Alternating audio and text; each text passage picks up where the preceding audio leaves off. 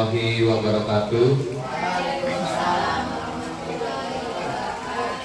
Yang sama-sama kita hormati Ibu Kepala Sekolah, Ibu Dinawati, yang pada kesempatan hari ini diwakilkan oleh Bapak Wakil Kepala Sekolah, Bapak Dr. Andes Isa Slamet. Yang sama-sama kita hormati Ibu Nastalia selaku calon guru penggerak dari SDN Malaka Jaya 10 Jakarta Timur. Yang sama-sama saya hormati Bapak Ibu guru yang hari ini berkesempatan hadir mengikuti acara pemaparan diseminasi budaya positif yang akan disampaikan oleh Ibu Nastalia selaku calon guru penggerak. Syukur alhamdulillah pada kesempatan siang hari ini kita sama-sama diberikan kesehatan walafiat, yang mana nanti akan kita dengarkan bersama pemaparan diseminasi modul 1.4 budaya positif yang akan nanti disampaikan oleh Ibu Nastalia Sarjana Pendidikan. Baik, sebelum kita mendengarkan pemaparan materi tersebut, marilah kita sama-sama membuka acara ini dengan membaca Bismillahirrahmanirrahim.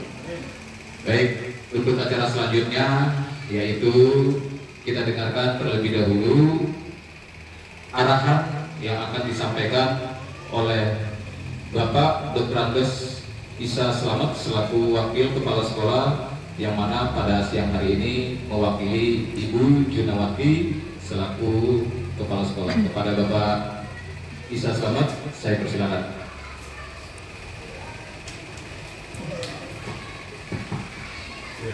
Terima kasih.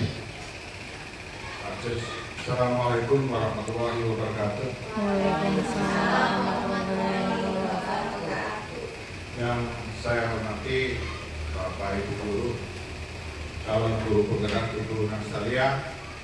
Syukur alhamdulillah pada kesempatan siang hari ini untuk kesekian kalinya kami diundang untuk menerima paparan tentang berbagai materi yang ada di materi calon guru penggerak.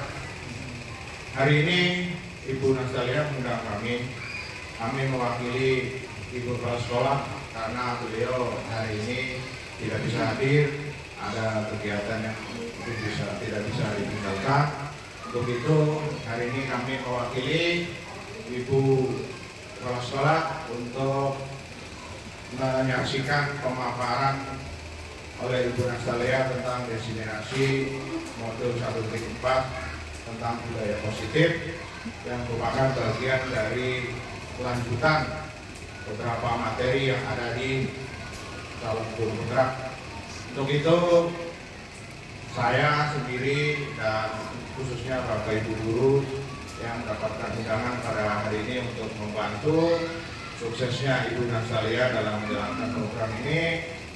Hari ini Bapak Ibu ikut andil memberikan masukan dan menerima sekaligus menerima tambahan pengetahuan tentang materi yang akan dipaparkan pada siang hari ini, dan mohon aktifan dan dukungannya sehingga Ibu Nastalia yang merupakan guru SDN Malaka Jaya 10 yang baru pertama mengikuti kegiatan ini sukses dan lulus mencapai hasil yang terbaik dan dapat nanti ditularkan untuk Bapak Ibu lanjutannya yang masih panjang ya perjalanannya. Itu saja Bapak Ibu yang bisa sampaikan. Selamat dan sukses. Mari kita sama-sama bantu Ibu Nastalia untuk menjalankan program ini. Kurang lebihnya mohon maaf. Wabillahi taufiq wal hidayah. Wassalamualaikum warahmatullahi wabarakatuh. Waalaikumsalam warahmatullahi wabarakatuh. Baik, terima kasih Pak Isa atas arahan dan sambutan yang telah kita dengarkan bersama-sama. Baik Bapak Ibu, untuk mempersingkat waktu, marilah kita dengarkan materi yang akan disampaikan oleh Ibu Nastalia selaku calon guru penggerak, di mana materi ini adalah berjudul diseminasi modul 1.4 budaya positif. Kepada Ibu Nastalia saya persilakan.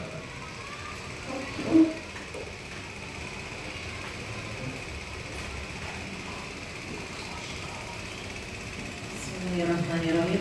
Assalamualaikum warahmatullahi wabarakatuh. Waalaikumsalam warahmatullahi wabarakatuh. Yang terhormat Bapak Dr. Andes Tisa Selamat sebagai Wakil Kepala Sekolah SD Malaka Jaya 10. Yang terhormat Bapak Ibu Guru SD Malaka Jaya 10 yang telah hadir mengikuti kegiatan penyebaran budaya positif modul 1.4 yang akan saya laksanakan hari ini.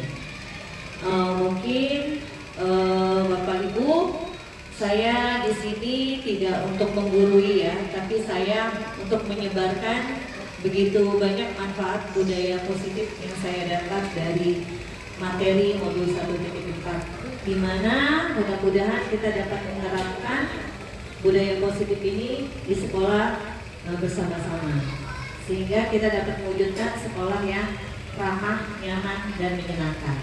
Gitu. Karena Bapak Ibu kena mulai ya. Sepertinya tegang, kita lanjut ya.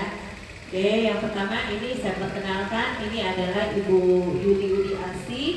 Beliau berasal dari daerah Yogyakarta. Beliau adalah fasilitator saya. Ya, di bawah Bu Yuli itu ada Bapak Sofian MM pengajar praktik, baru saya ya CGP angkatan 9. Selanjutnya Bapak Ibu ya. Oke. Nah ini Bapak Ibu, ini saya memperkenalkan yang sudah saya dapat dari materi modul 1.4. Ini saya kerjakan, ini adalah modul terakhir Bapak Ibu ya, modul 1 tapi modul yang terakhir. Jadi 1.2, 1.3, 1.4 ya, ini yang terakhir. Ini lumayan materinya itu ada 6 pembelajaran, cukup banyak. Ini yang paling banyak karena ini paling bontot terakhir dari modul 1. Nah, di sini kita akan mempelajari konsep inti budaya positif. Sebelum kita lebih jauh, saya mau tanya sama Bapak Ibu nih, apa sih Bapak Ibu yang dimaksud dengan budaya positif? Pasti udah tahu kan positifnya ya. Gimana? Ada yang mau pendapat?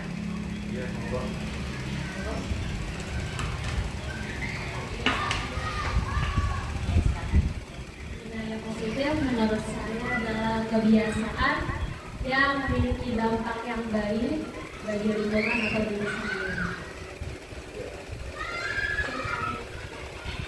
Alhamdulillah, terima kasih. Pas sekali jawabannya ya. Positif itu pasti sesuatu hal yang baik ya, baik untuk diwujudkan, baik untuk kepentingan kita maupun peserta didik. Nah, di sini ada lagi pembelajarannya sampai 2.6. Yang pertama saya mempelajari 2.1, disiplin positif dan nilai-nilai kebijakan universal. Yang kedua, teori motivasi, hukuman dan penghargaan. Yang ketiga, keyakinan kelas. Yang keempat, kebutuhan dasar manusia dan dunia berkualitas. Yang kelima, 5 posisi kontrol guru. Dan yang keenam, segitiga restitusi. Banyak ya Bapak Ibu ya?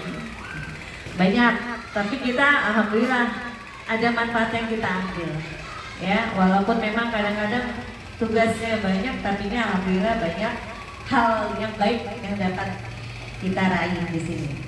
Kita lanjut. Nah, ini ada perubahan paradigma kegiatan kepalan tangan. Ini Pak ceritanya ya, ada A dan B. Anda di tempat Anda gitu ya, sobeklah secari kertas kecil, tuliskan benda atau sesuatu yang sangat berharga untuk Anda ya, kira-kira apa yang menurut Anda itu berharga. Letakkan di salah satu tangan Anda dan genggam benda atau sesuatu tersebut dengan segala daya. Buatlah sebuah kepala. Nah, teman Anda itu B posisinya, ya kan? Akan mencoba dengan sekuat tenaga, dengan berbagai cara untuk meminta Anda memberikan benda tersebut. Disuruh buka jadinya. Kepala kita tuh sudah dibuka sama yang B. Tapi kita bagaimana supaya kita tuh bertahan, menjaga gitu ya. Nah, B bisa membujuk. Caranya bisa membujuk, mengancam, menghardik, merayu, menyuap apa saja agar dapat membuka kepala tangan Anda. Lanjut. Nah, ini perubahan paradigma teori kontrol atau ilusi kontrol. Satu, ilusi guru mengontrol murid ya. Ilusi bahwa kritik dan membuat orang merasa bersalah dapat menguatkan karakter. Ilusi bahwa semua penguatan positif efektif dan bermanfaat. Ilusi bahwa orang dewasa memiliki hak memaksa. Nah, ini ya Pak yang tadi awalnya. Nah, ini dia. Ya, jadikan sesuatu respon itu ke pendekatan teori kontrol. Nah, yang ini stimulus respon Pak. Ya, yang ini paradigma lama. Nah, ini teori kontrol yang baru. Ya, iya. Ini bedanya begini. Kalau stimulus respon, realitas kebutuhan kita sama, tetapi di kontrol itu realitas kebutuhan kita berbeda. Ya. Lalu yang kedua, semua orang melihat hal yang sama. Lalu yang di sebelah kanan, setiap orang memiliki gambaran berbeda. Benar nggak Bapak Ibu? Benar ya. Tiga, kita mencoba mengubah orang agar pandangan sama dengan kita. Tapi di sini tidak. Kita berusaha memahami pandangan orang lain tentang dunia. Perilaku buruk dilihat sebagai sesuatu kesalahan. Di sini enggak, semua perilaku memiliki tujuan. Ya, lanjut, orang lain bisa mengontrol saya. Ya Pak, hanya Anda yang bisa mengontrol diri Anda. Betul? Oke. Saya bisa mengontrol orang lain. Anda tidak bisa mengontrol orang lain. Lalu selanjutnya, pemaksaan ada pada saat bujukan gagal. Kolaborasi dan konsensus menciptakan pilihan baru. Model berpikir menang kalah. Nah, di sini menang kalah yang diutamakan. Ada di sini dari kontrol yang baru dia metode berpikir harus menang. Ya, ini paradigma berubah. Lanjut ya lagi. Nah, ini dia. Disiplin berasal dari kata disiplina, yang artinya belajar. Disiplin mengacu pada disiplin diri yang memiliki tanggung jawab terhadap apa yang dilakukan berdasarkan nilai-nilai yang diyakini. Disiplin positif merupakan salah satu cara menerapkan disiplin yang bertujuan untuk menumbuhkan kesadaran serta memperdayakan peserta didik tanpa imbalan, penghargaan atau reward, ancaman atau hukuman. Lalu sebagai pendidik, tujuan kita adalah menciptakan peserta didik yang memiliki disiplin diri sehingga mereka berperilaku mengacu kepada nilai-nilai kebajikan universal dan memiliki motivasi intrinsik dalam perubahan perilaku ke arah yang lebih baik. Nah, ini dia nilai-nilai kebajikannya Bapak Ibu. Nilai-nilai kebajikan adalah sifat-sifat positif manusia. Di sini ada nilai-nilai tersebut bersifat universal dan lintas bahasa, suku, bangsa, agama maupun latar belakang. Nah, di sini setiap perilaku perbuatan memiliki suatu tujuan. Itu yang disebutkan oleh Dr. William Glasser pada teori kontrol 1984. Ya, dengan mengaitkan nilai-nilai kebajikan yang diyakini seseorang, maka motivasi intrinsiknya akan terbangun, sehingga menggerakkan motivasi dari dalam untuk dapat mencapai tujuan mulia yang diinginkan.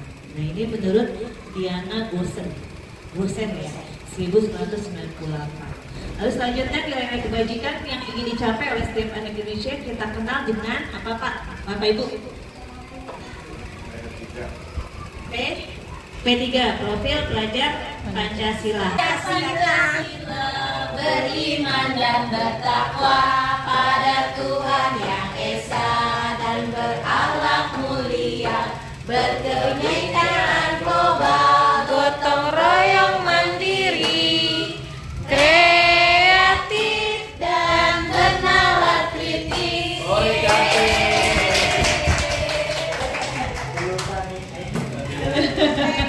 Terima kasih Bu Catur. Oke, kita masuk ya Bapak Ibu ke pembelajaran 2.2, teori motivasi, hukuman dan penghargaan restitusi. Nah Bapak Ibu, di sekolah kita suka ini ya, ada kasus peserta didik ada aja masalahnya Bapak Ibu. Nah, di sini kita akan diberitahu bagaimana sih cara mengatasinya. Ya, ada teori motivasi, hukuman, dan penghargaan. Nah, ini ada motivasi eksternal yang berasal dari luar ya, bukan dari diri peserta didik tersebut. Satu, nah ini dia, untuk menghindari ketidaknyamanan atau hukuman apa yang akan terjadi apabila saya tidak melakukannya. Yang kedua, untuk mendapatkan imbalan. Jadi seseorang itu patuh untuk mendapatkan imbalan dari orang lain, ya kan? Nah, yang ini internal. Saya melakukan atau patuh terhadap peraturan untuk menghargai diri sendiri. Saya akan menjadi orang yang seperti apa bila saya lakukan. Jadi yang eksternal itu adalah faktor bukan dari diri sendiri. Jadi dia itu melakukan sesuatu dengan mengharapkan apa? Imbalan, ya, untuk menghindari ketidaknyamanan. Aduh, nanti dilihat kepala sekolah, gitu. Masih ada seperti itu. Tapi kalau ini misalnya ibu udah telat nih atau bagaimana, itu tercipta dari diri sendiri. Itu namanya internal, ya. Yang ini, yang warna pink, ya, untuk menghargai diri sendiri, itu internal.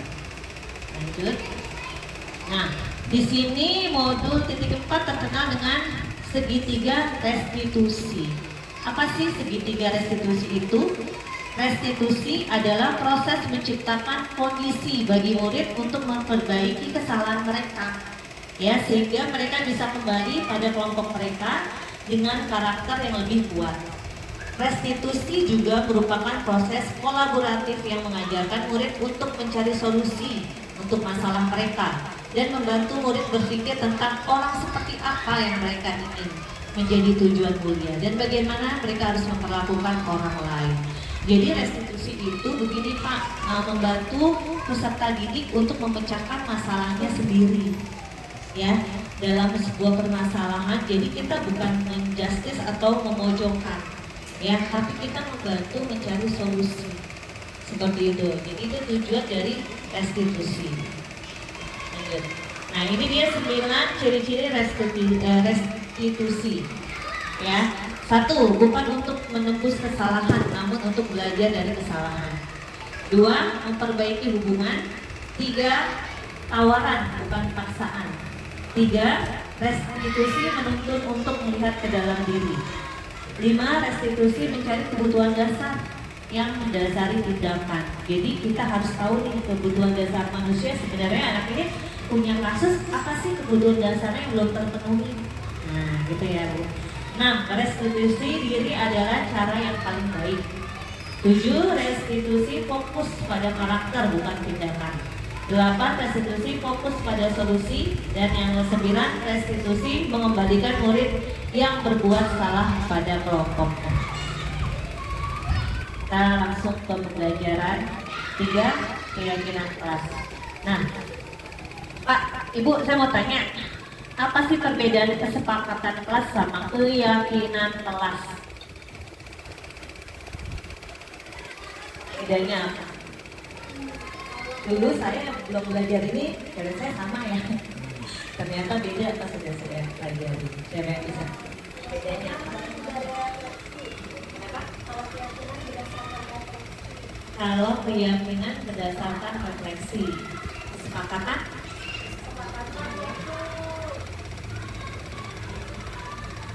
Keinginan bersama ya. Keinginan bersama tapi belum tentu keinginan mereka gitu. Jadi dipaksa gitu Pak. Ya, tidak, artinya kesepakatan itu yang memang ada rambu-rambu yang disepakati oleh peserta didik dan guru.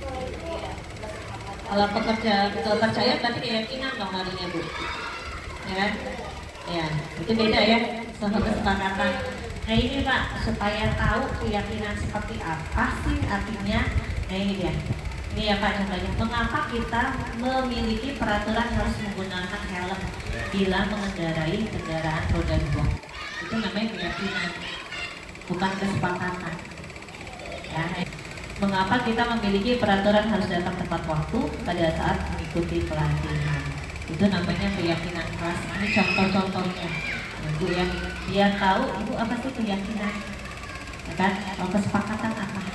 Nah, untuk mendukung motivasi intrinsik, kembali ke nilai-nilai keyakinan lebih menggerakkan seseorang dibandingkan mengikuti serangkaian peraturan. Peraturan sama kesepakatan ya? Ya, berarti keyakinan lebih menggerakkan seseorang, benar nggak Bu? Kalau kesepakatan belum menggerakkan, benar tidak? Ini saya bertanya. Nah, baru sepakat sepertinya ya. Kalau keyakinan, dia itu membayangkan dia melakukan yakin. Misal pakai helm nih, saya yakin saya akan selamat. Nah, beda sama kesepakatan. Seperti itu perbedaannya. Tapi kita di sekolah kan sudah menuliskan kesepakatan ya Bapak Ibu ya. Ya, jadi diganti Bu, jadi keyakinan kelas. Jadi lebih kuat sama anak itu lebih mengantar ke pola budaya positif. Lebih apa sih? Lebih menggerakkan. Kita lanjut ya Pak. Nah ini dia. Ini adalah pembentukan keyakinan kelas. 1. Bersifat abstrak. 2. Berupa pernyataan universal menyeluruh, dibuat dalam pernyataan positif. 4. Sedikit saja agar mudah diingat. 5. Sesuai dengan kondisi kelas dan sekolah sehingga mudah diterapkan. Yang ke-6, semua warga sekolah atau warga kelas dilibatkan saat membuat keyakinan kelas.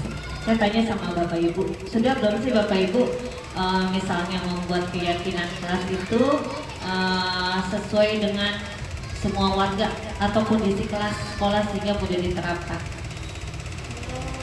Belum? Apanya yang belum Bu Ana? Belum semua tergerak. Oh, belum semua tergerak. Berarti Bu Ana masih menuliskan kesepakatan ya, sepertinya ya. Oke. Kalau keyakinan kelas itu apa memang harus warga kelas ya? Iya, warga kelas. Warga kelas, tiap kelas jadinya Pak. Tiap kelas ya? Iya, jadi kita pertama-tama gini, seperti gini. Kita harus membuat kata dulu. Misalnya, anak-anak di kelas ini mau seperti apa? Jangan berisik Bu, misalnya. Nah, baru kita bikin kalimat positifnya. Intinya sudah dapat, jangan berisik. Nah, itu kan anak-anak yakin. Apalagi misalnya, menghargai Bu, menghargai dan menghormati. Nah, susunlah kalimatnya, kalimat positifnya apa? Itu namanya keyakinan kelas. Ya, lanjut ya. Nah, ini dia. Ya, kegiatan pendalaman keyakinan kelas. Kita tabel T dulu ya, Bapak Ibu. Nih, misalnya hormat. Deskripsi itu hormat ya, judulnya. Tampak seperti apa sih? Ya kan? Yang bagus gitu ya. Nah, yang tampak seperti apa? Datang tepat waktu. Tidak tampak seperti sering hadir terlambat. Ini yang negatif. Oke, yang kedua, menyapa teman dan guru setiap hari. Tidak tampaknya seperti apa? Tidak acuh kepada teman dan guru. Tampak seperti mengembalikan barang teman yang telah dipinjam dan mengucapkan terima kasih positifnya. Lalu tidak tampak seperti tidak mengembalikan barang yang telah dipinjam dan meletakkan sembarangan. Seperti itu contohnya. Kemarin saya mengerjakan tugas seperti ini, datang tepat waktu, berarti di sini sering hadir terlambat. Jadi di sini positif, di sini negatif. Di sini tampak seperti, terlihat seperti apa, di sini tidak tampak. Ya, lanjut ya Bapak Ibu ya. Nah ini dia. Peraturan. Di sini ada peraturan, ada keyakinan kelas. Nah ini, ya. Coba kita baca dulu. Selalu kembalikan buku ke tempatnya. Berarti itu nilai 4-nya harusnya ditutupin ya. Biar Bapak Ibu bisa jawab sebenarnya. Peraturannya selalu kembalikan buku ke tempatnya. Berarti keyakinan kelasnya apa? Dilarang menggunakan ganggu orang lain. Menghormati orang lain. Hadir di sekolah 15 menit sebelum pembelajaran dimulai. Sipil. Iya, dilarang melakukan kekerasan. Keselamatan. Dilarang menggunakan narkoba. Kesehatan. Bergantian atau menunggu giliran. Menghormati orang lain. Menghormati orang lain dan bersabar. Gunakan masker. Jangan berlari di kelas koridor. Keselamatan dan keamanan. Nah, ini namanya keyakinan kelas. Di sebelah kirinya adalah peraturan. Oke, ini ada tindakan guru. Nah, ini coba Bapak Ibu perhatikan ya. Kita pernah nggak sih melakukan hal yang di sebelah kiri tindakan guru? Ya, ini hukuman atau konsekuensi yang harus dilakukan oleh peserta. Oke, mencatat 100 kali di dalam buku kalimat saya tidak akan terlambat lagi karena terlambat ke sekolah. Pernah nggak Bapak Ibu? Zaman-zaman dulu pernah ya Bapak Ibu. Oke, catat berarti hukuman, itu namanya hukuman Pak. Ya. Oke, yang kedua lari melilit lapangan basket 2 kali karena terlambat hadir di sekolah. Bagus. Oke.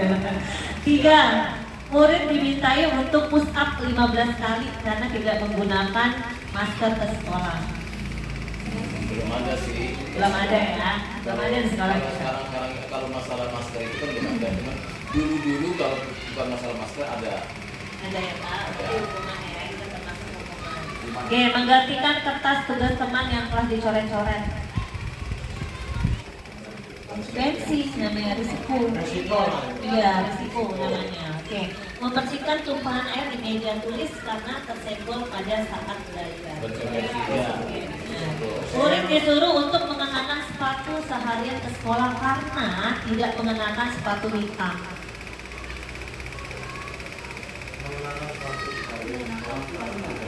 Namanya hukuman Pak. Beda, ya hukuman. Bukan setiap hari memang. Murid disuruh untuk mengenakan sepatu seharian di sekolah karena tidak mengenakan sepatu seharian Pak. Kita kan di sekolah nggak seharian. Ya kan?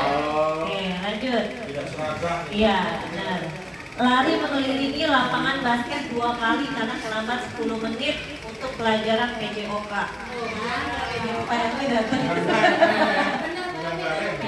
Konsekuensi, tapi bukan hukuman nih, konsekuensi. Iya, karena dia PJOK ya Pak. Oke, lanjut. Gimana Pak Ibu?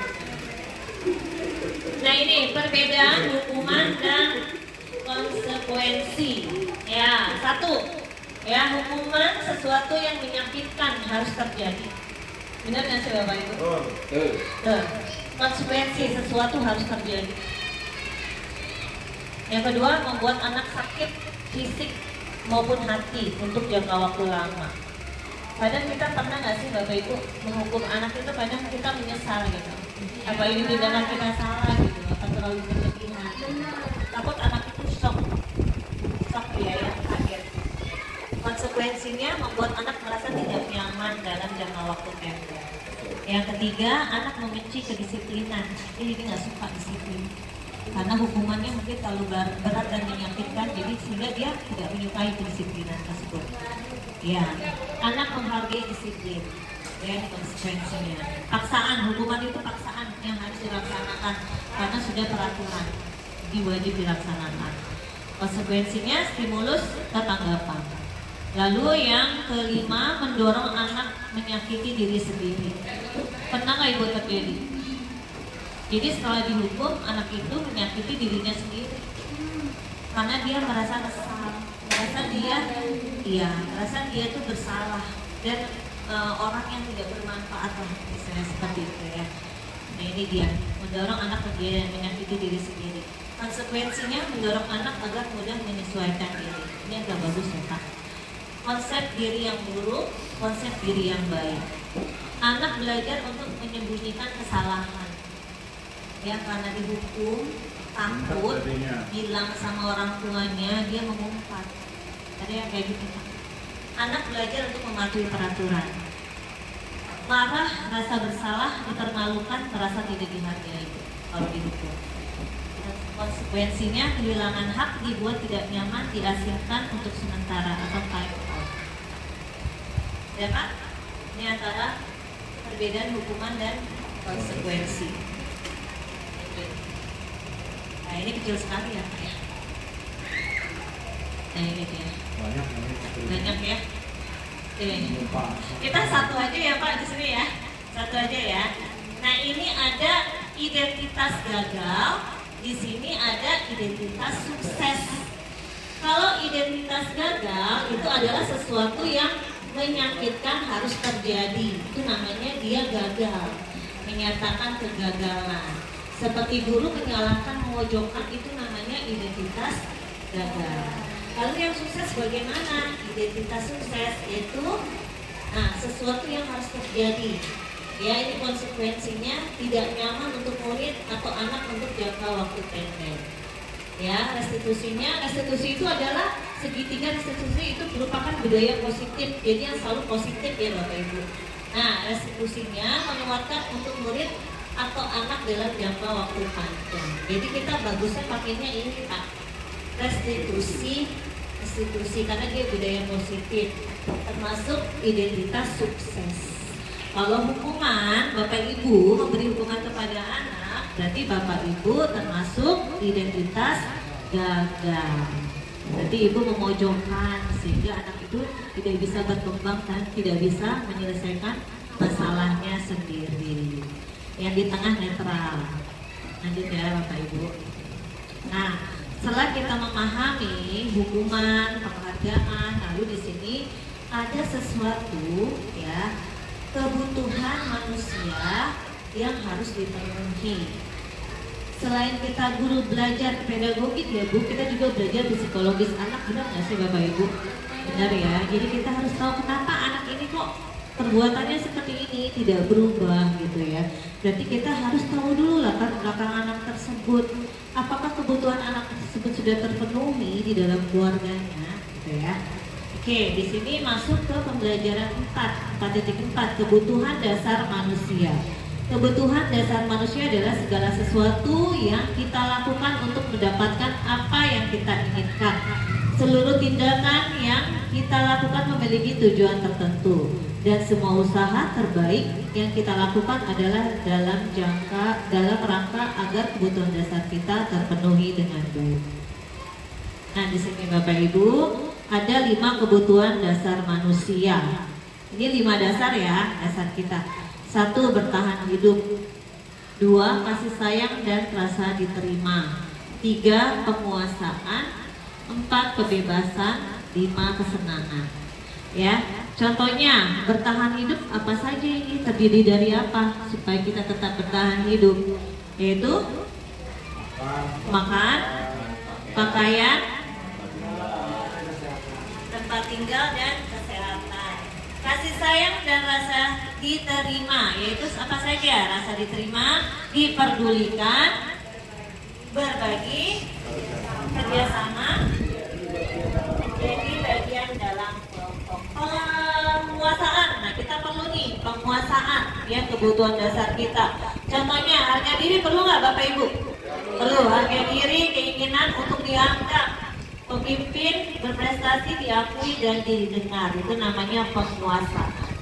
Kebebasan, Bapak Helmi, contohnya diri, memiliki pilihan, mencoba hal baru, mampu mengendalikan arah dirinya, itu kebebasan. Lalu kesenangan, apa Bu Suryani? Kesenangan Bu Suryani? Bermain,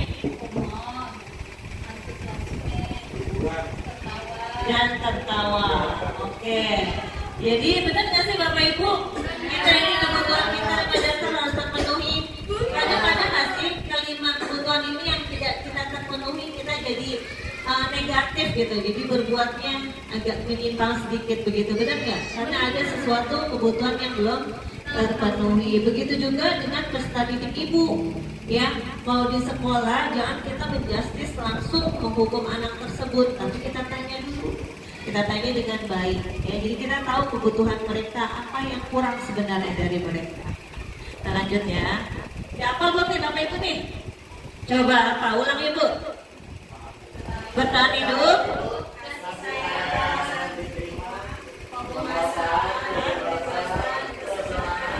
Oke, terima kasih. Lanjut, kita masuk ke pembelajaran 2.5, posisi kontrol. Nah, ini yang menarik nih Bapak Ibu ya. Ini menarik. Karena nanti saya gini, saya sebenarnya nggak tahu nih, jadi tahu gitu. Loh, posisi saya di mana ya gitu ya.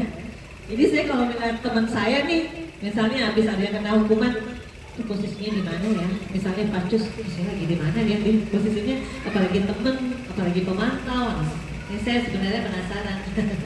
Nanti Bapak bisa deh, Bapak Ibu bisa mengategorikan saya itu di posisi mana. Oke. Nah ini dia. Satu, yaitu posisi guru sebagai penghukum. Jadi kerjanya menghukum aja itu ya. Tidak ada kebijaksanaan di sebelah, tidak ada alasan. Yang kedua, teman. Nah, teman.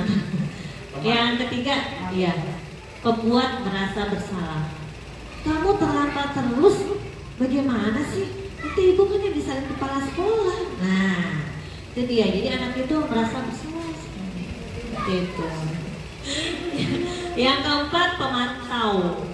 Nah, pemantau apa-apa dikaitkan dengan pemantau data-data yang kuat. Itu kerjaan guru pemantau itu. Jadi datanya dikeluarin, anak ini kenapa harus begini, harus begitu. Itu pemantau. Yang terakhir, manajer. Ya, manajer itu tugasnya mengingatkan.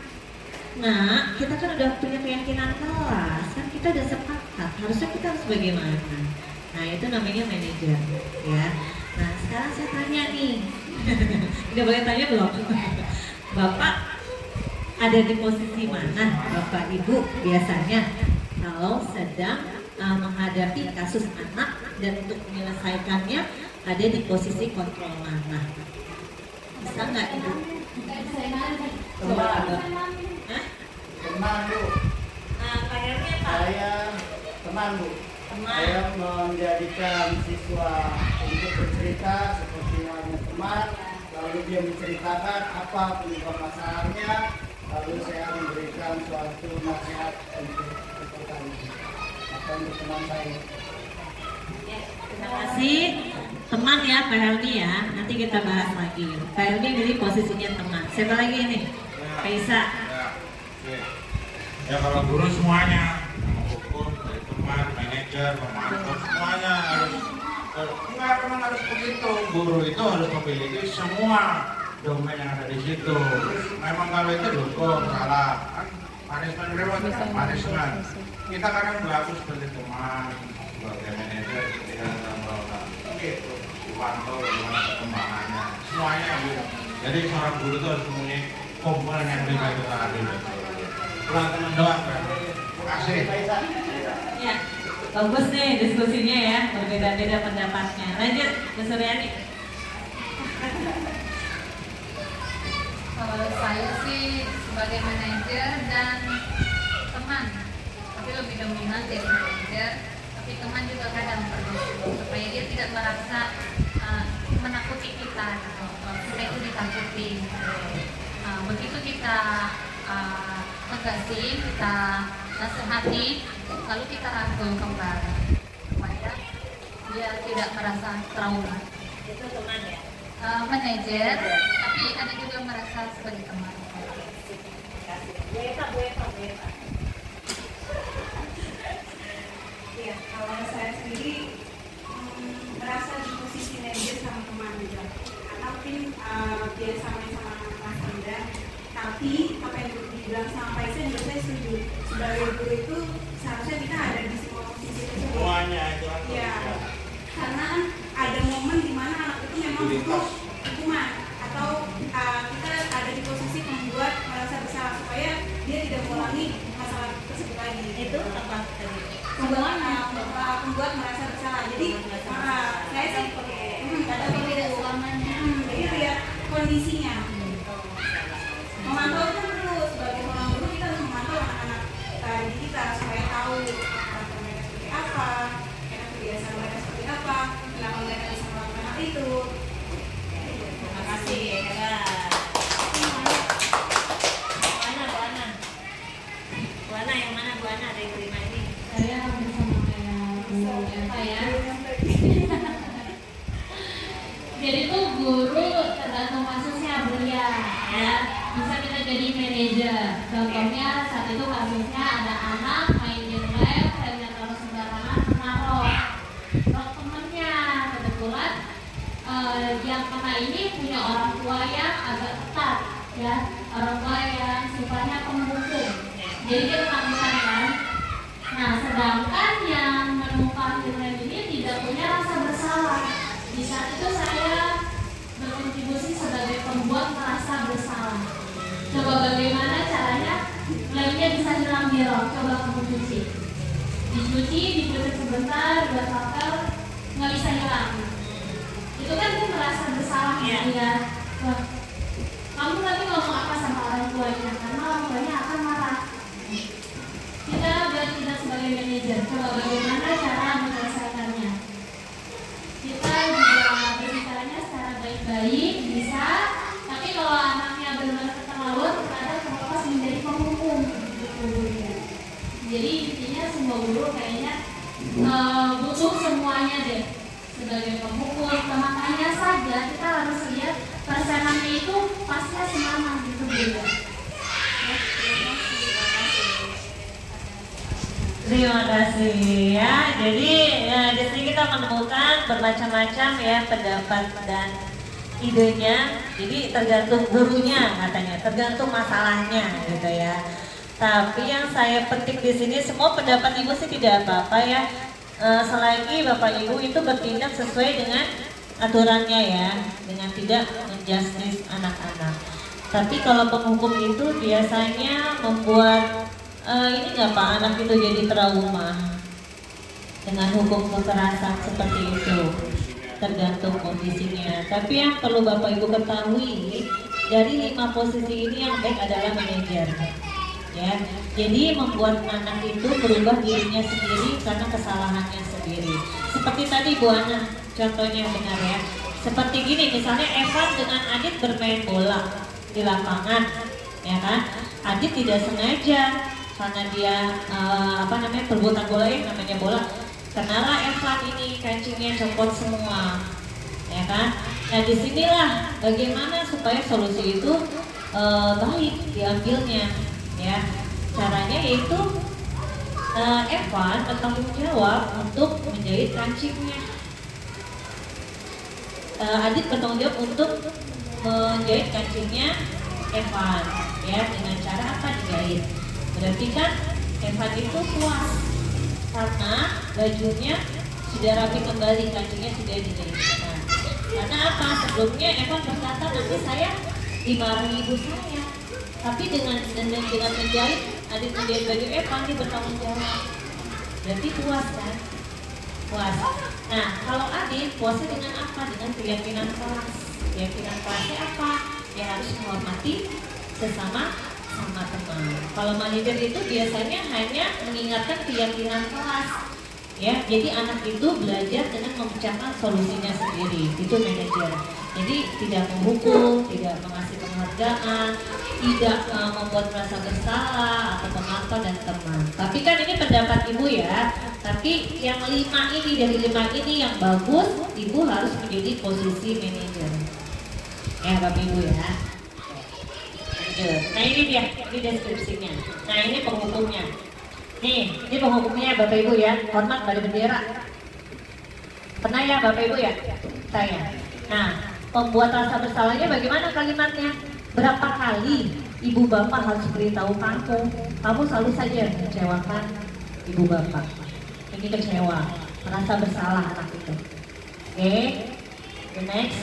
Nah, siswa tidak memakai atribut lengkap ya saat upacara. Nah, teman gimana? Kalau teman kalimatnya bagaimana? Ayo Pak Helmi. Ayo dong ikuti aturan sekolah. Kalau bantu ibu bapak ya sekali ini ya sudah tidak apa-apa. Lain kali jangan sampai perbuatan seperti ini lagi ya. Memantau, coba memantau. Kalau memantau begini, kamu sudah melanggar peraturan sekolah. Kamu tahu konsekuensinya. Setelah upacara, kamu beli atributnya ke koperasi dan jangan diulangi lagi. Memantau kan. Nah, kalau teman, dia teman. Jadi anak itu seperti teman tapi seperti memanjakan. Jadi jangan juga, ya. Nah ini dia, ada manajer. Nah ini posisi yang bagus nih, ya. Apakah kamu tahu kesalahan kamu? Itu pertama yang harus dilakukan oleh guru. Tanya dulu, kamu tahu nggak kesalahan apa yang kamu buat? Nah, seorang manajer, kira-kira bagaimana kamu memperbaiki kesalahanmu? Nah, jadi dia belajar mencari solusi sendiri, jawabannya sendiri, dan dia akan membayangkan diri dia dalam kesalahan. Seperti itu, solusi sendiri. Betul. Nah, di sini Bapak Ibu saya punya tugas nih Bapak Ibu, ya. Nah, ini posisi kontrol apakah kamu? Saya kecewa sekali dengan kamu. Boleh Bapak Ibu tulis di sini ya. Tulis ya. Nanti, nah, satu. Tulis ya Pak. Ada jawabannya. Kita itu main game baik. Oh iya. Bapak Ibu sebelum kita ngisi soal, ice breaking dulu ya, biar nggak ngantuk ya. Iya dong. Ya. Ayo Bu Ana, mau ngisi nggak ice breakingnya nih? Saya nih. Kalau enggak kita pasang-pasangan deh Bapak Ibu. Coba Bapak Ibu diri dulu. Diri. Ayo semangat Bu Ana sama saya. Ya. Enggak tepuk pramuka. Sini Pak, ayo. Ayo Bu Ana. Ya. Nah, ini bilangan ganjil dan genap. Bapak tahu kan bilangan ganjil dan genap? Tahu ya? Nah, nanti tapi saya sebutin dari angka satuan, puluhan, ratusan, ribuan. Ya. Kalau misalnya saya bilang ganjil, mana? Ini ganjil atau genap nih? Genap. Genap, saya ganjil ya. Kayaknya sebutin angkanya. Kalau sebutin angkanya, misalnya gini dulu. Misalnya 1, berarti kan ganjil ya. Ya. Saya tadi apa? Ganjil ya? 5. Saya kayak gini, nangkap ya. Buana nangkap ya. Yang genap nangkap yang ganjil. Oke, lagi Pak Yami, angka berapa sebutin? Nggak kena, tapi fokus. Ulang ya, ini satuan dulu, puluhan, ratusan. Udah paham belum Bapak Ibu? Ya, setiap yang saya katakan angkanya misalnya ganjil, berarti yang ganjil naik ke atas, yang genap nangkep, berusaha ditangkap angka ganjilnya. Ya, oke, ini namanya, ya misalnya saya bilang angka 2, berarti genap kan? Nah, Pak Yami angkat. Yang ganjil berusaha nangkap ya. Coba ya, sebutin, saya ganjil ya, angkat ya. 4. Nah, lagi. 9. Nah. Ayo Pak. Ini melatih kecepatan nih dan fokus, konsentrasi ya. Angka ganjil. Kenapa sih? Pokoknya yang saya sebutin angka, yang disebut menghindar, yang tidak disebutin menangkap, berusaha menangkap, ya. Oke, siap. Ya, satu lagi. Ini gak ada temannya. Saya.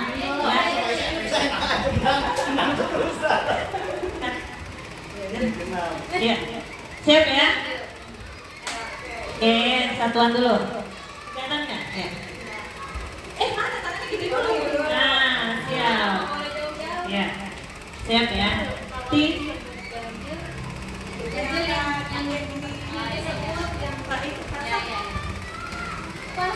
Ya, siap ya. Yang saya sebutin. Kalau yang genap, saya nangkap. Kalau yang ganjil, situ yang nangkap. Ya, siap. 1, jangan dihitung. Ya, 2, 3, 5.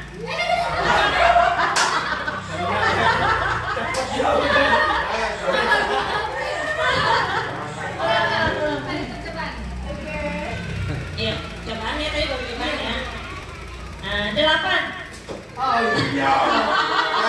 8 angkat. Oke, itu baru satuan loh ya. Ulang lagi. Siap. Konsentrasi. 10.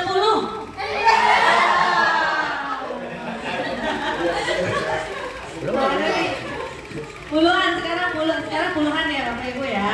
2 angka. Siap ya. Oke. Ya, kelihatan nggak? Ya, oke. 12. 12 genap kan? Iya.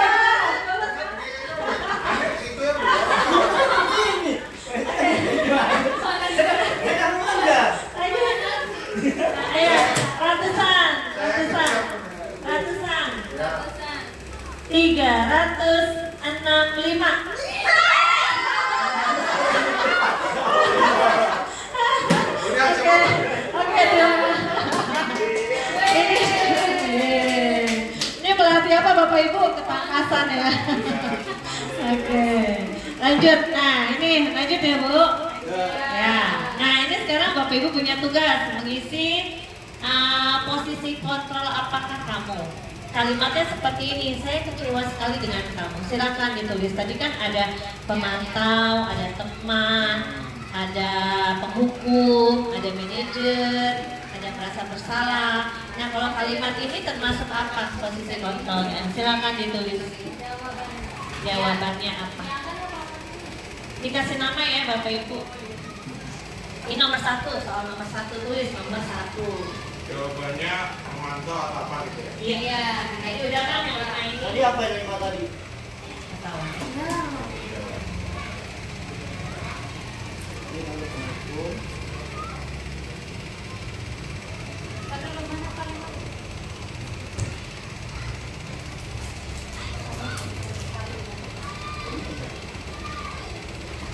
Oke. Lanjut. Udah satuan. Ya, lagi. Yang gede tulisannya Pak. Pagi. Ya, lagi. Nomor 1 ya, ini nomor 1 kan? Oh, satu kertas. Iya, bagi pulpen. Oh, nomor kertas. Enggak mahal. Ya. Ini nomor 2. Nomor 1.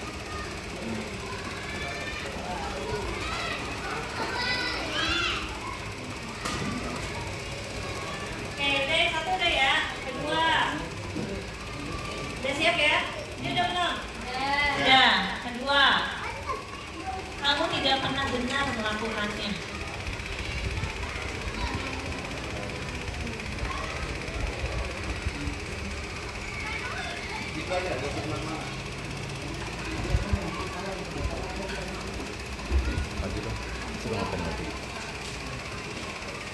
Oke, ini yang kedua. 3. Lalu Yang ketiga kan?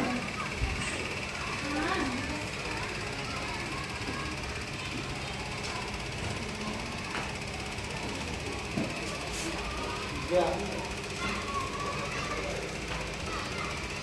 3. Oke, Pak, ini kedua ya.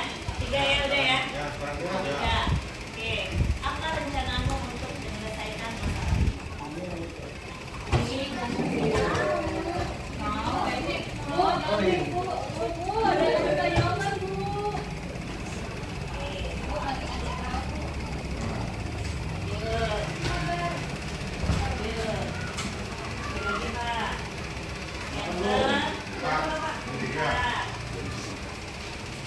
Ini yang keempat sih. Kan yang ketiga. Ini ketiga. Oke, lanjut. Ini ketiga ya. 4. Ayolah kawan, melakukan bagi Bapak Ibu ya. Ih. Yang 2 lanjut. Ya, 5 ya. Ini ada tanggal 5. Yang 5. Tulis nomornya ya Bapak Ibu ya. Ya. Oke, cari. Lu boleh nyontek nggak?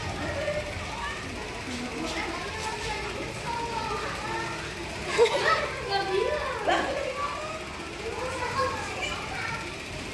Sini Ibu. Dari 1, 2. Tinggal 5 ya? Ini 4. Oke, lanjut. 5. Mana 5? Udah belum? Ini udah belum? Ya. Oke.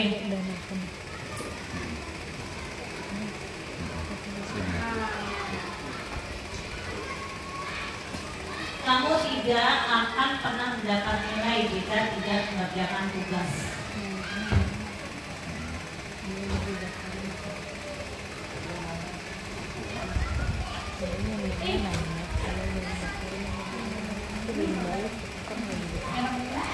Boleh jawabannya 2. 2, 1.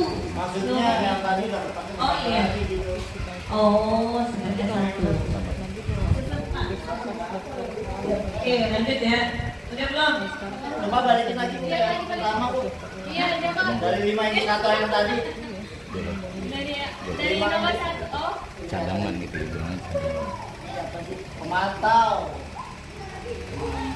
Hukum, teman, membuat merasa bersalah, pemantau, manajer. Nah, coba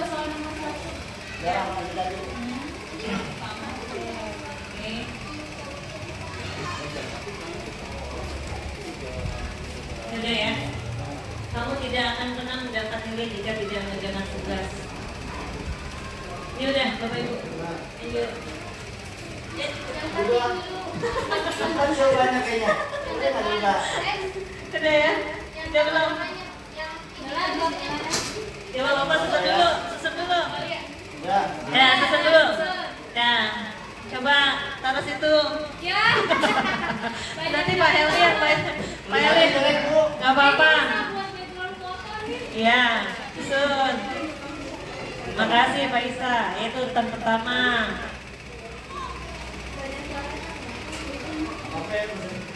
Ini kita lihat jawabannya ya.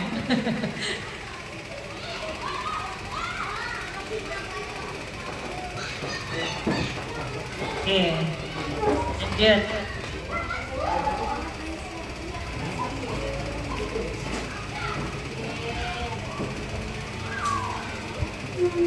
Buat ya, boleh. Nggak boleh. Kita lihat nanti ya. Oke, lanjut. Udah begitu aja nggak apa-apa Pak Helmi. Oke, Teresa. Jadi satu.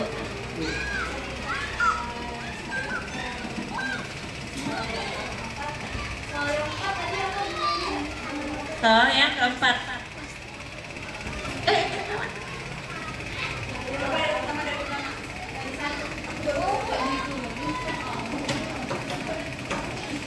Sudah ditulis soalnya. Ayo Pak Helmi. Dua. Nggak tahu sengaja nempel. Iya. Nggak tandanya dikit. Oke, lanjut. Tinggal Bu Eva.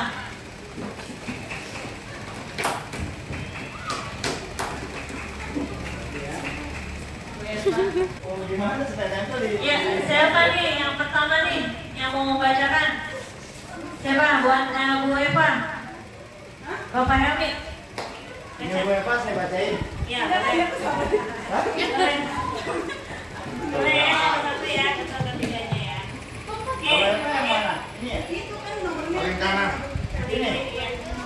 Oke, mantap Bu Eva. Ini ada Oh iya. Iya, nomor satu saya kecewa sekali dengan kamu. Pembuat masalah. Membuat salah. Oke, yang kedua. Penghukum. Saya sangat kecewa sekali dengan kamu. Lanjut, kamu tidak pernah melakukannya. 3 teman. Nah, saat apa rencanamu untuk menyelesaikan masalah itu? 4 manajer. Yang 5, ayolah lakukan demi Teman. itu ya. Emang tadi dua ini tadi nggak begini tulisannya. Apa tuh? Nah itu baru yang terakhir. Bentar. Oke, ini Coba dulu ya. ulang dari Ya, yang ya, pertama. ya. Apa? Yang pertama ya? Iya. Yang pertama itu pembuat masalah. Merasa bersalah kali ya. 2, Yang kamu tidak kedua. benar. Yang kedua hukuman. 3, Teman. 4, Manajer. 5. Hukuman.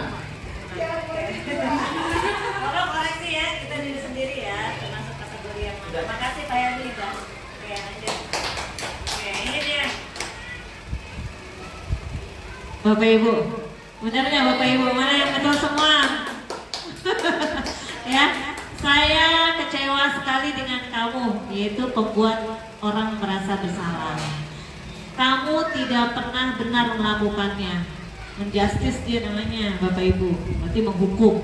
Ya, ayolah lakukan demi ibu bapak, teman, ya, seperti teman. Benar nggak? Oke, apakah kamu mau mendapatkan bintang hari ini? Ya, ini tidak ada ya. Oke. Bagaimana kamu bisa menyelesaikan masalah ini? Oke. Kamu selalu yang paling terakhir, itu pemukul. Ya, gimana? Ya, Bapak Ibu ya. Oke, kita lanjut. Tepuk tangan untuk semuanya. Yeay. Nah ini, Bapak Ibu, ini adalah gambaran dari segitiga restitusi. Itu validasi tindakan yang salah, menanyakan keyakinan, menstabilitaskan identitas. Lanjut. Nah ini, Ibu, kalau menghadapi kasus, misalnya nih ya, kan yang kita hadapi misalnya Adit nih, ya, Bapak Ibu untuk menyelesaikan kasus tersebut. Yang pertama, langkah pertama adalah menstabilkan identitas. Jadi bukan langsung ditanya, emang kamu ngapain aja? Kamu tuh udah salah, itu nggak boleh langsung seperti itu. Tapi kita harus menstabilkan dulu, menstabilkan identitasnya. Contoh kalimatnya seperti apa sih? Nah, berbuat salah itu wajar. Tidak ada manusia yang sempurna. Misalnya itu ada bersalah, jangan dihukum bersalah lagi, di justice, tapi harus semua orang punya masalah. Ini menenangkan, jadi menstabilkan. Seperti itu ya, menstabilkan identitas. Lalu selanjutnya, nah, validasi tindakan yang salah. Kalimatnya seperti apa? Kamu pasti punya alasan mengapa kamu melakukan itu. Itu langkah yang kedua, yaitu validasi tindakan yang salah. Ini kalimatnya, kamu bisa, kamu pasti punya alasan mengapa Adit melakukan hal itu. Oke, padahal kamu bisa melakukan hal yang lebih buruk dari ini. Ya, jadi kalau validasi tindakan yang salah itu lebih kemana ya Bapak Ibu ya? Lebih kemana? Validasi tindakan yang salah, dia lebih kemana? Tadi kan stabilkan sudah ya. Jadi seperti kalimatnya, semua orang punya salah kok, tenang aja. Kamu jangan berasa salah sendiri gitu. Itu namanya menstabilkan. Kalau ada anak yang salah, jangan di-justice, tapi harus distabilkan dulu gitu. Ya, lalu validasi tindakan. Nah ini, kalau kamu berbuat itu, pasti kamu punya alasan. Kenapa kamu berbuat seperti itu? Itu nama validasi tindakan. Oke, lanjut. Ketiga. Nah, keyakinan kelas. Nah, ini dia yang tadi saya bilang. Harus diingatkan tentang keyakinan kelas. Kamu masih ingat gak sih keyakinan kelas kita yang sudah kita sepakati? Masih ingat Bu? Ada gak sih di sana saling menghargai dan menghormati? Ada Bu? Nah itu keyakinan kelas harus kita ingatkan kembali kepada anak-anak. Lanjut. Jadi ada 3 ya Bu. Apa tadi apa ya Bu? Satu menstabil. Kan apa? Yang kedua, validasi tindakan yang salah. Ketiga, keyakinan kelas. Itu ya Bu, harus kita pegang ya Bu. Ya, dalam menyelesaikan solusi anak harus kita pegang 3 itu. Oke, tadi apa udah ingat ya Bapak Ibu ya? Ya lanjut. Nah ini refleksi. Oke, sekarang saya mau tanya nih, kita kan udah refleksi, alhamdulillah sudah menyelesaikan sampai di penghujung materi. Ya, sekarang saya mau refleksi nih, ya apa yang sudah dapat. Materi yang sudah didapat hari ini. 1. Hal baru apa yang mengubah paradigma saya yang saya dapatkan? 2. Silakan Bapak Ibu ditulis. 2. Perasaan apa yang muncul selama mengikuti sesi ini, khususnya mengenai makna disiplin dan motivasi intrinsik. 3. Peran Among. Bapak tahu Among ya Bapak Ibu? Among pembimbing ya. Oke, peran pembimbing seperti apakah yang saya telah lakukan selama mengikuti modul-modul ini? Oke, yang keempat, saya akan menjadi Among yang seperti apa setelah mengikuti modul ini? Jadi pembimbing guru yang seperti apa sih? Setelah saya mendengarkan materi di 1.4 tentang budaya positif. Silakan Bapak Ibu 1 sampai dengan 4. Nanti maju ya salah satu ya perwakilan. Iya, Bu Suryani belum maju.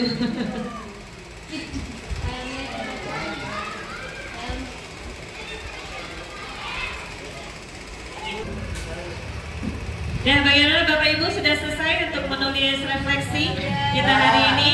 Ya, saya mohon untuk perwakilan Bapak Ibu guru 1 ke depan untuk memberikan refleksi pada pembelajaran hari ini. Siapa kira-kira? Pak Isa, silakan Pak. Ya, terima kasih Bu Lia. Terima kasih sudah menyampaikan materinya hari ini, sangat menarik. Dan hasil refleksi yang hari ini akan diberikan oleh para Among pendengar semuanya, pemirsa. Yang pertama adalah hal baru yang dapat mengubah paradigma. Ya, paling tidak kita dapat menambah pengetahuan lah tentang budaya positif pada diri anak. Jadi diharapkan ya kami ke depan akan mengubah pemikiran kebiasaan atau katakanlah paradigma baru bagi kami semua, Among, dapat berubah pendidikan kepada anak yang lebih bagus lagi. Perasaan yang muncul pada sesi ini adalah itu perasaan yang banyak hal yang mungkin banyak kurang dari diri kami dalam mengenai masalah anak yang selama ini dianggapnya bagus, tapi ternyata setelah kita pelajari materi ini banyak hal yang kami pahami dan banyak mungkin kekurangannya. Untuk depannya kita coba refleksikan materi ini. Kemudian mudah-mudahan nanti kami semuanya dapat membantu memberikan kontribusi bagi sekolah khususnya kepada anak-anak sehingga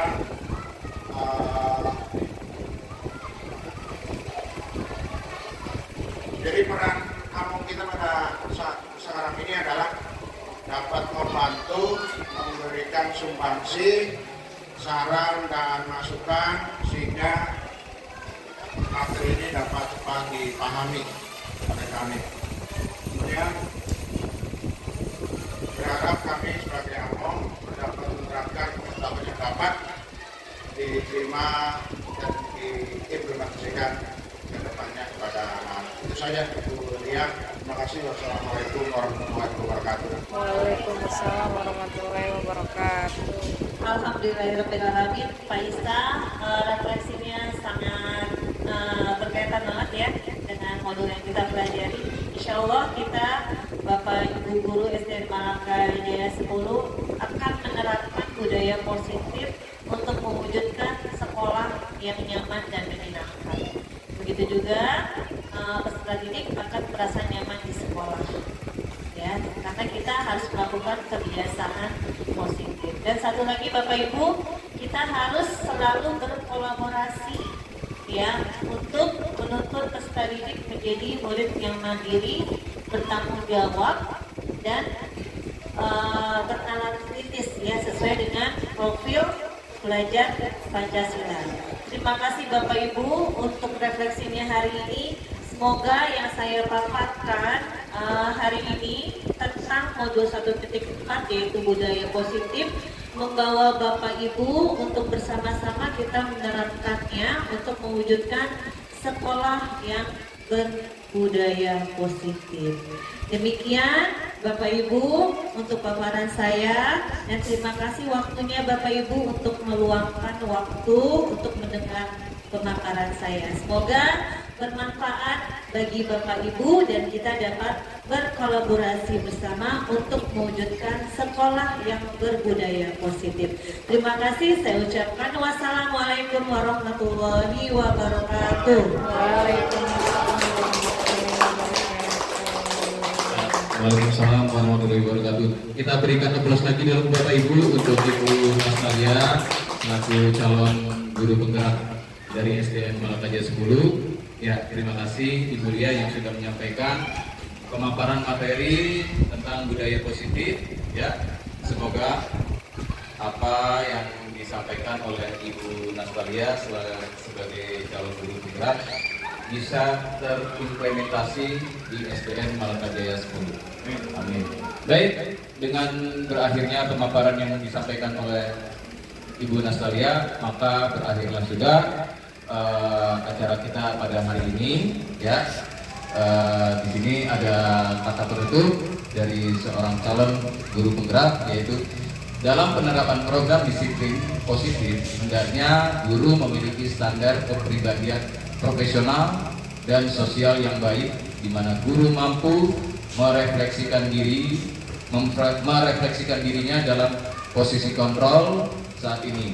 Bagaimana perjalanan dirinya sebagai Among atau manajer yang menuntun murid-muridnya menjadi insan yang mandiri, merdeka, dan bertanggung jawab atau berstandar nasional pendidikan. Ya, itu yang disampaikan oleh Ibu Nastalia. Mudah-mudahan murid kita ke depan semua juga akan berharap seperti apa yang diinginkan oleh calon penggerak, guru penggerak Ibu Nastalia. Amin, amin ya rabbal alamin. Saya selaku pembawa acara mengucapkan terima kasih. Wassalamualaikum warahmatullahi wabarakatuh. Waalaikumsalam warahmatullahi wabarakatuh. Ya, terima